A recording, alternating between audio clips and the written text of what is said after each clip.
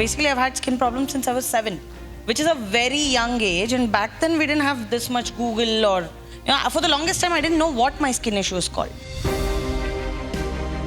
And you keep ignoring, you go to all the doctors, your parents will take you to all the temples, all of that was done. And at around the age, when I was 26, my niece was born. So one of the things that I kept hearing when I would go to the doctors is it's a soap allergy. Honestly, I started with no intention of converting it into a business. So if you ask me 10 years ago when you started this, did you have any kind of accounts? I did. That was my first order. It wasn't even very big. I sold something for 600 rupees. A year later, I learned how to make chocolates. They all say, you are your own boss. That's when I launched my second business, which was basically B2B. This is something you have to every day wake up and decide to choose your business. You have to choose it as much as you want it to choose you. It's a double-edged sword. It's negative as well as positive. I never post my orders till they're done, paid for, and the client sends me a message saying they're happy. I know I don't have to check in. By Monday evening, the order will be ready.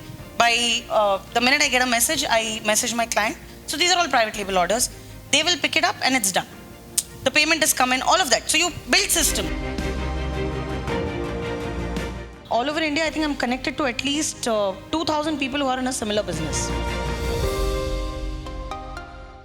Basically, I've had skin problems since I was 7, which is a very young age. And back then, we didn't have this much Google or, for the longest time, I didn't know what my skin issue is called.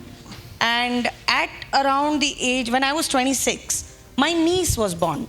She is uncomfortable. She's 2 months old and she's somehow managing to scratch herself. I was like, I need to get to the bottom of this. So one of the things that I kept hearing when I would go to the doctors is it's a soap allergy, which today, if you ask me, makes no sense to me. Okay? At that time, I was like, okay, soap allergy, that seems weird. My mother would make sure I did nothing at home, all of that. I started making soaps for my niece. And within a month, we saw changes in her skin. So that was the first thing I did. I made a soap out of milk and tried it on her. Great. And so I just started doing this as a hobby. Honestly, I started with no intention of converting it into a business. So if you ask me 10 years ago when you started this, did you have any kind of accounts? I did. It was after a colleague ordered stuff from me and said, if you don't take money for this, I'm not taking it. That was my first order. It wasn't even very big. I sold something for 600 rupees. A year later, I learned how to make chocolates. That was for my brother. So if you see, it's all like within the family. I made something for my niece, I made something for my brother. Then my friends asked me for some random creative things and I keep doing it. It was only after I converted into business and a good 4 or 5 years later, I was on the verge of losing all my money because of no legal documents. I in fact lost a sizable chunk of the business as well. I didn't get paid for one of the big orders we did around Diwali. So, that was like a real moment of reflection. Like, am I doing this right? Do I even deserve to be in business? Because believe me, the route to business is full of doubt. Okay, today if you're, whatever it is that you're doing today, and you think, on the other side it's easier. They all say, you are your own boss. Right? We hear this a lot in business circles. Everybody's like, oh, you're your own boss. You're going everywhere. You're doing whatever you want. No. You are basically, with every client, you are the provider. So you cannot be under that assumption. Sure, you have to think like a boss. I'm not saying no. But you're not the boss of your clients. You have to remember that all the time. Stay humble. Anyway, so that is how my journey started today. And then in 2017, I realized that I was paying a lot of money for raw materials. Right? Because I was buying small sizes. That's when I launched my second business, which was basically B2B.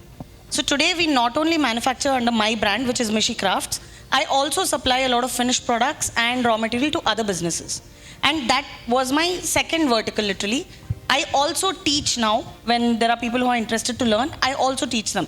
So as I grew and, all the things that he's listed, you need to see the market, you need to figure out what you need to change in order to stay successful. It's not that, you've done this once, ek bar race, once you've won a race, you're not a winner for life. This is something you have to every day wake up and decide to choose your business. You have to choose it as much as you want it to choose you. how do you kind of approach these people? And can you explain more about the private labeling? Because for their benefit, what is private labeling? How does it really work? How do you approach them? How do you get orders? What are the processes? How do you ensure that their processes are followed? All that. Can you explain? So when I say B2B business, we deal with many things. One of them is raw material. So today, if you want to make a soap, I can give you everything. I can put together a kit.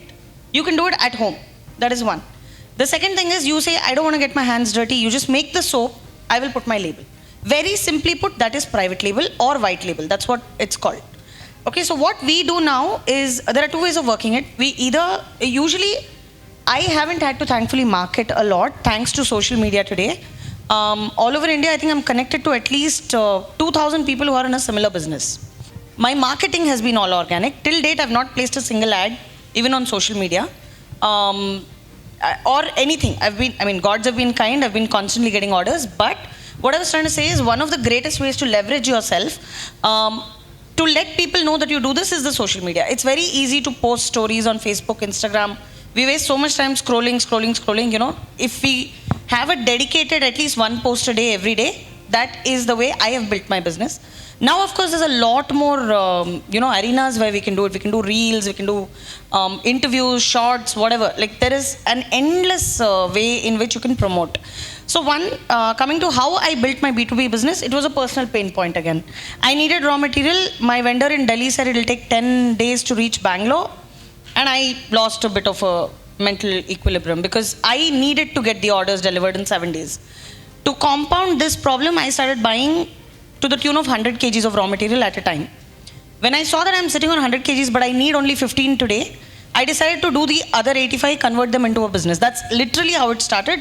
I was just sitting in my house looking at all that stock and I said, what can this do?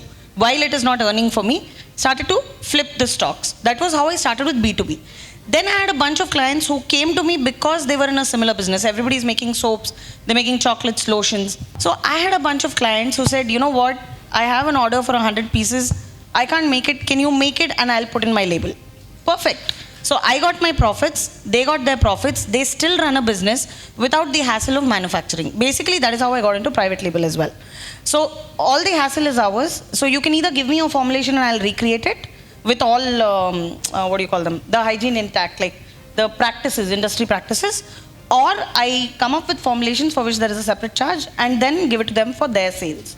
So we've worked across the board with a few sports companies.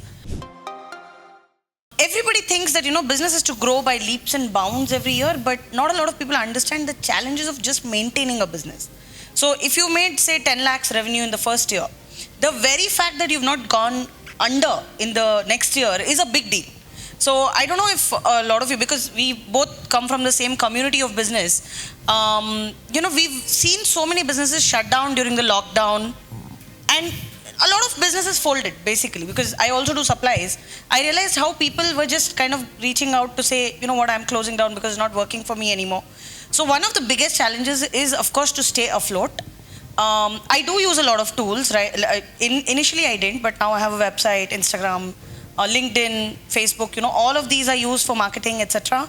I also use Zoho Books, I use Google Sheets, everything you mentioned this morning. Basically, I was kind of making a mental checklist. Okay, he seems to approve this, Yeah. So, yes, I do use tech as much as possible. The outreach is a lot. So, when you're the face of the business, you have to be seen. You have to be heard. You have to kind of talk to people. I think the first 2 years, what I did was obsessively talk about what I'm doing. So that kind of built the groundwork, because now people immediately associate me with any kind of handmade. I mean, back in Bangalore, where it is, if somebody is looking for some gift options, first reference is back to me. So that initial hard work that you'll have to do for, say, 2 to 5 years, don't look at profits. Don't look at, I'm not saying work under losses. Obviously, you can't bleed yourself out. But what you've got to do is have the focus on a slightly long-term goal. So today, if you ask me, after 10 years in the business, what your goal is for the next year, my top priority is being able to pay my employees. Like, it shouldn't, I don't like the idea that they probably won't get paid if we don't make the orders. So there's a constant barrage of stories I'll keep posting about the business. Even while I'm sitting here, I'm constantly talking about maybe the orders we've completed last week. I also have one very, it's a double-edged sword. It's negative as well as positive. I never post my orders till they're done, paid for, and the client sends me a message saying they're happy.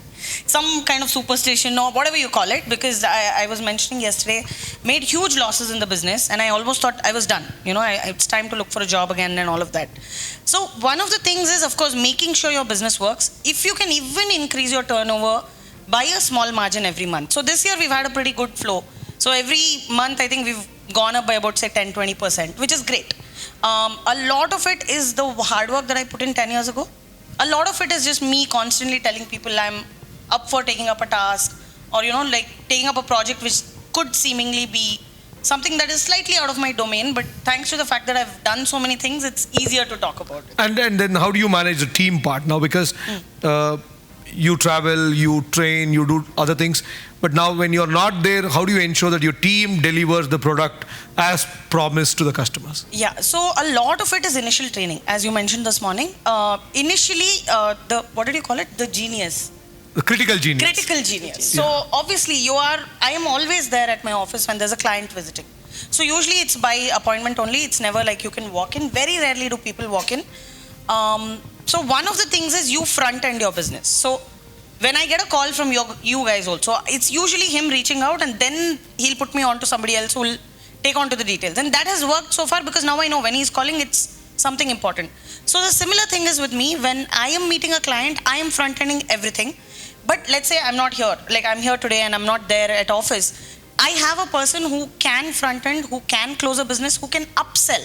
So basically all of these things come with that, like you said, that praise. Hey, job well done. She's currently completing an order for 200 pieces of something. And I know I don't have to check in. By Monday evening, the order will be ready. By the minute I get a message, I message my client. So these are all private label orders. They will pick it up and it's done. The payment is come in, all of that. So you build systems. Basically, I think that's what you've also been saying. Absolutely. So you build systems in a way where, you have one solid, reliable person who is you when you're not there, basically. And sure, in the case of my death, maybe the business will eventually go down. But till then, I think this format can work pretty well. Boss Wala. Be the boss.